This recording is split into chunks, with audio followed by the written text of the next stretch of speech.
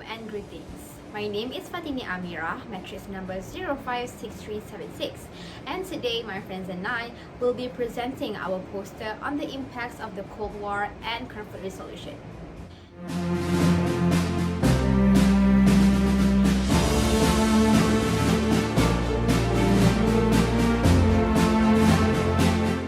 The major practices of international conflict management during the Cold War period reflected the state system dominance in world politics for centuries.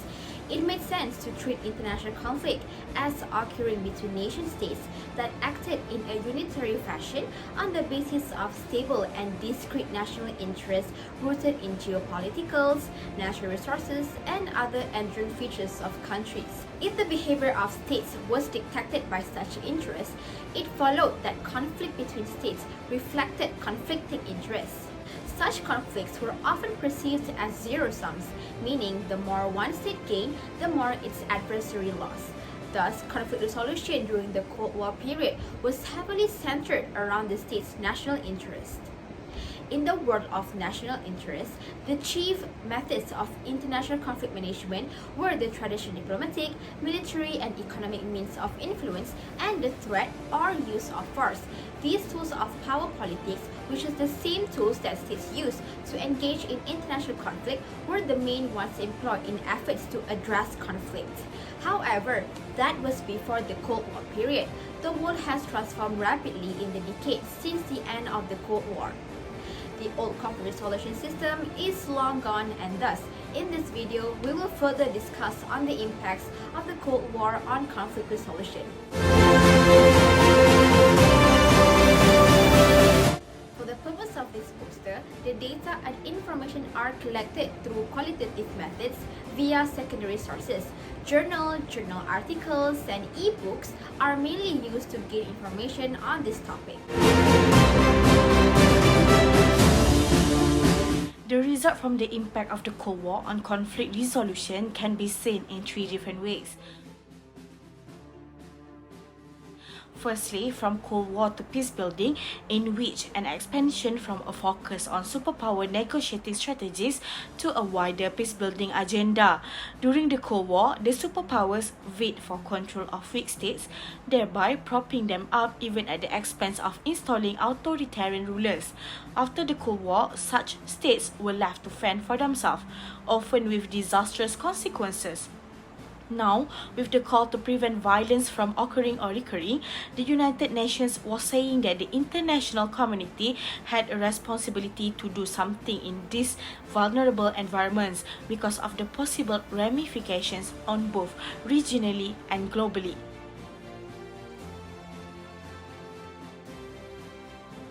Second, from governments to non-governmental actors, in which the impact of the Cold War on conflict resolution can be seen as an increase in the role of non-governmental actors as both disputants and third parties in international conflicts.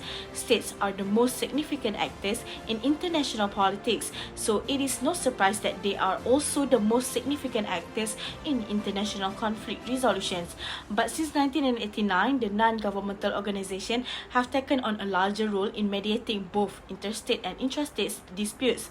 The NGO's role was labelled as a multi-track approach to conflict resolution. Lastly, from state security to human security.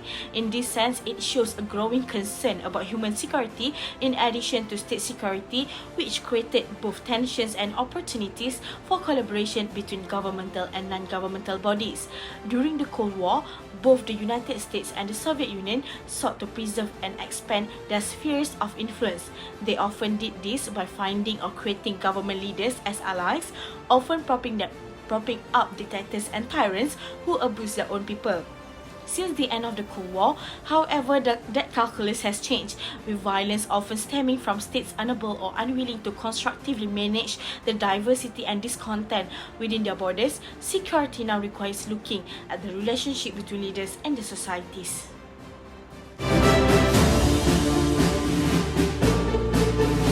Hi, my name is Farhana and my student ID is 056358. Firstly is indoctrination of literature. Various forms of intervention emerged during this period. For example, in the anti-war reform agenda of peace civilization in North America, Britain, and also Europe. Many pieces of literature focus scrutinizing violent disputes, including research on global war frequency, revolution, also peacemaking, which can be shown by scholars such as Quincy Wright in 1942 and Peter Sorokin in 1925. So, on other research and theories also look at the causes of conflict in broad sense, such as John Dollard and others' interaction on psychological and social theory. So, the result from literature during post-Cold War is developing new fundamental ideas.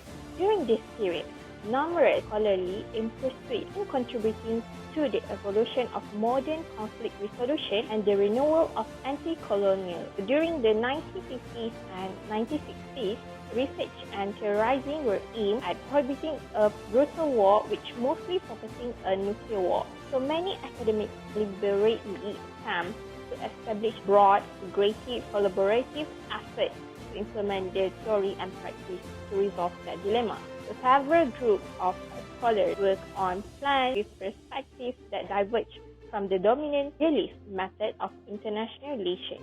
Next, second result is the institutional and scholar expansion. So some scholars begin to relate their conflict resolution theories, especially in Cold War, to current disputes. For instance, they held problem-solving workshops with official or non-official from conflicting nations. The persuasive research and theorizing look at the causes of conflict, in particular such as projects on psychological methods by Lewin in 1948 and the roles of social conflict by Coulter in 1956.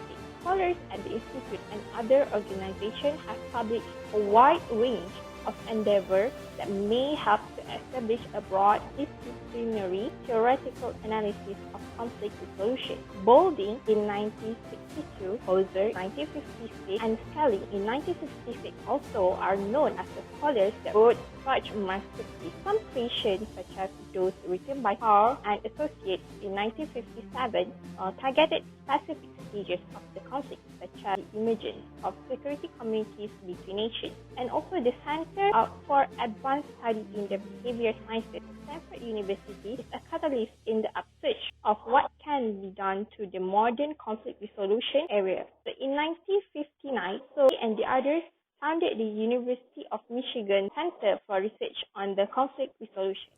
Assalamualaikum and hi, my name is Nureen Izzaty binti Norhisam and my metric number is 055335, and today I will be continuing discussing on our topic. There was intervention of third parties during the post-Cold War. During the 1980s and early 1990s, the world changed in many ways. When the Soviet bloc and USSR began falling, there was less distrust and hostility between the Cold War superpowers. After that, the United Nations, or known as UN, did more to keep peace and safety around the world. The question is that what did UN do? Each side's right to veto, which was used to stop decision in the past, was taken away. Both the United States and the Russian Federation were able to come to a consensus on the best course of action after engaging in extension negotiations. So from this intervention of United Nations Security Council, or known as UNSC, we can see after the end of the Cold War, there was a new willingness to work together in the UNSC. The article of 24/1 of the UN Charter suggests that the UNSC is the charge in keeping peace and security around the world. The Charter's intended responsibilities have been largely assumed by the Security Council. As a result, discussion about how to improve the UN's ability to preserve global peace and security naturally focus around the Security Councils. For example, the UNSC's size, composition and decision-making processes, especially the authority of veto, were being discussed.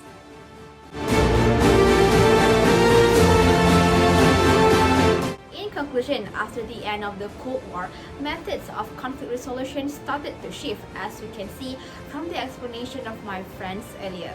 It can be said that the balance of power between major nations was established to enable cooperative decision-making to ensure the peace and harmony of the international community.